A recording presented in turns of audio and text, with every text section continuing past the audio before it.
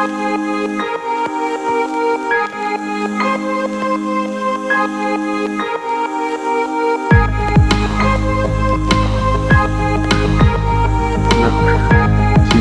ingin mempresentasikan materi perkuliahan hukum, yaitu matkul kriminologi dan kriminologi.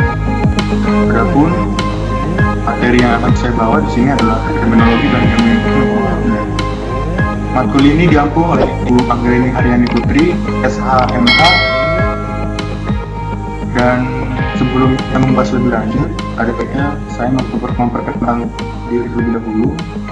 Nama saya Willy Alas Regar, NPM saya 2017 11.201. Saya berasal dari kelas 6 ATI. Ya, kita masuk saja pembahasannya. Pengertian kriminologi. Kriminologi berasal dari kata krimen atau kejahatan dan logos atau pengetahuan, ilmu pengetahuan. Kriminologi artinya adalah ilmu yang mempelajari kejahatan. Pengertian ini baru diperkenalkan oleh P. Topinard pada tahun 1879. Menurut E.H. Sutherland, kriminologi adalah seperangkat pengetahuan yang mempelajari kejahatan sebagai fenomena sosial, termasuk di dalamnya proses pembuatan undang-undang, pelanggaran undang-undang, dan reaksi terhadap pelanggaran undang-undang. Tujuan dari mempelajari kriminologi adalah untuk mempelajari kejahatan dari berbagai aspek, sehingga diharapkan dapat memperoleh pemahaman mengenai fenomena kejahatan dengan lebih baik. Arti kriminologi bagi hukum pidana. Kriminologi sebagai signal Wetenscape, yaitu hasil penelitian kriminologi dapat membantu pemerintah dalam menangani masalah kejahatan, terutama di bidang etiologi, kriminal, dan penologi. Penelitian kriminologi dapat dipakai untuk membantu pembuatan undang-undang, yaitu kriminalisasi, dan pencabutan undang-undang, deskriminalisasi. Hubungan kejahatan undang-undang. Di sini ada 3 pandangan. Yang pertama adalah model konsensus, yaitu berasumsi bahwa undang-undang merupakan cerminan dari nilai-nilai dasar kehidupan sosial. Undang-undang merupakan wujud konkret dari nilai-nilai kolektif karena semua orang dianggap telah menyepakati.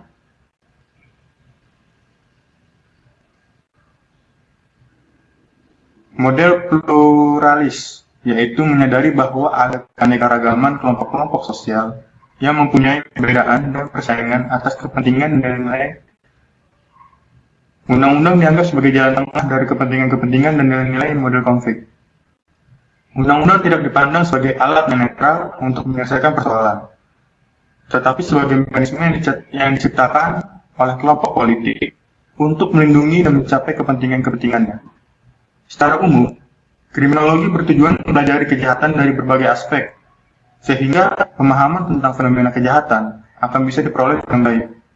Berkembangnya kriminologi dan semaraknya pemikiran-pemikiran yang kritis akan mengarah pada studi untuk mempelajari proses-proses pembuatan undang-undang.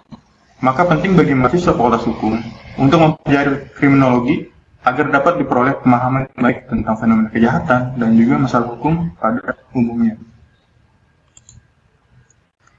Yang dimaksud dengan aliran pemikiran adalah cara pandang, kerangka acuan, paradigma, dan perspektif yang digunakan oleh para kriminolog dan melihat, menafsirkan, menanggapi, dan menjelaskan fenomena kejahatan.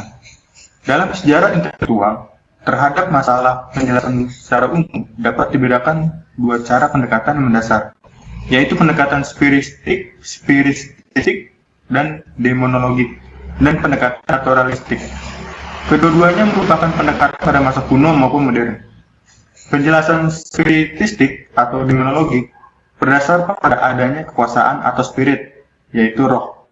Unsur utama dalam penjelasan spiritistik atau demonologi adalah sifatnya yang melampaui dunia empirik, tidak terikat oleh batasan-batasan kebendaan atau fisik, dan beroperasi dalam cara-cara yang bukan menjadi subjek dari kontrol atau pengetahuan manusia yang bersifat terbatas.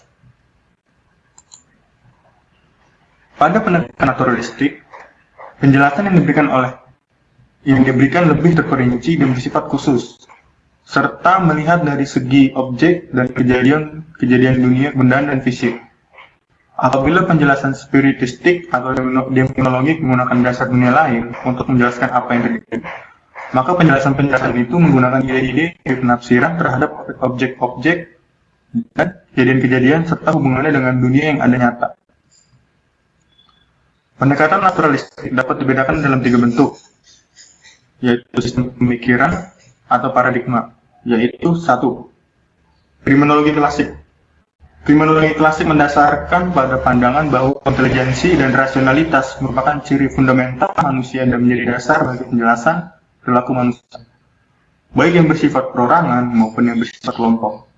Kunci kemajuan menurut kriminologi klasik adalah kemampuan kecerdasan atau akal yang dapat ditingkatkan melalui latihan dan pendidikan, sehingga manusia mampu mengontrol diri sendiri, baik sebagai individu maupun sebagai masyarakat.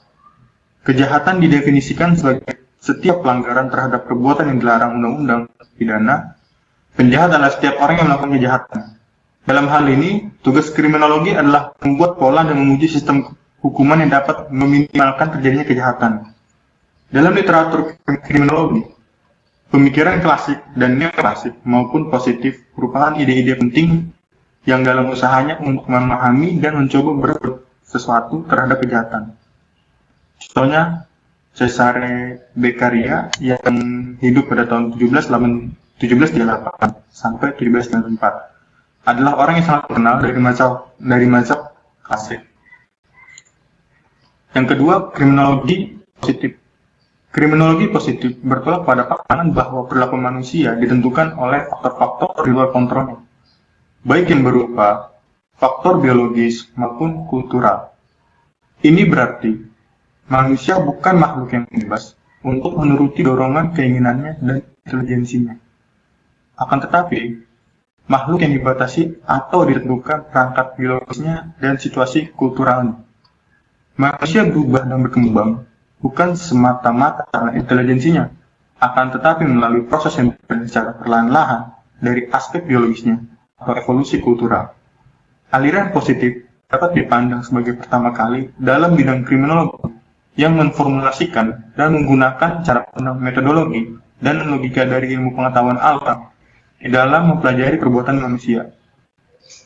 Dasar yang sesungguhnya dari positivisme dalam kriminologi adalah konsep tentang sebab kejahatan yang banyak atau multiple factor causation, yakni faktor-faktor yang alami atau yang dibawa manusia dan dunianya, yang sebagian bersifat biologis dan sebagian karena pengaruh lingkungan. Kita next slide. Lalu yang terakhir atau yang ketiga, kriminologi kritis. Pemikiran kritis yang lebih dikenal dalam berbagai disiplin ilmu, seperti politik, ekonomi, sosiologis, dan filsafat, muncul pada dasawarsa terakhir ini. Aliran pemikiran kritis tidak berusaha menjawab pertanyaan apakah perilaku manusia itu bebas atau ditentukan, akan tetapi lebih mengarahkan pada mempelajari proses-proses manusia dalam membangun dunia di mana dia hidup. Kriminologi kritis misalnya berpendapat bahwa fenomena kejahatan sebagai konstruksi sosial, artinya apabila masyarakat mendefinisikan tindakan tertentu sebagai kejahatan, maka orang-orang yang melakukan tindakan-tindakan itu mungkin pada waktu tertentu memenuhi batasan sebagai kejahatan. Kriminologi kritis mempelajari proses-proses di mana pengumpulan tertentu dari orang-orang dan tindakan-tindakan ditunjuk sebagai kriminal pada waktu dan tempat tertentu. Kriminologi kritis bukan sekedar mempelajari perilaku dari orang-orang yang didefinisikan sebagai kejahatan, akan tetapi juga perilaku dari agen-agen kontrol sosial atau aparat penegak hukum yang lebih terkenal. Ya, mungkin itu saja sedikit pembahasan dari materi saya. Mungkin lebih kesimpulannya adalah kriminologi adalah ilmu yang mempelajari tentang kejahatan dengan mempelajari bagaimana sebab dan bagaimana cara mengatasi kejahatan itu sendiri. Artinya kriminologi menilai lebih dalam apa itu kejahatan dan bagaimana cara mengatasi kejahatan itu dan hubungannya dengan tindak pidana. Ya, mungkin itu saja keseluruhan dari materi presentasi saya. Kurang lebihnya mohon maaf jika ada kesalahan kata. Semoga dari presentasi saya ini bisa mendapatkan ilmu bagi teman-teman yang menonton. Baik, terima kasih. Wassalamualaikum warahmatullahi wabarakatuh.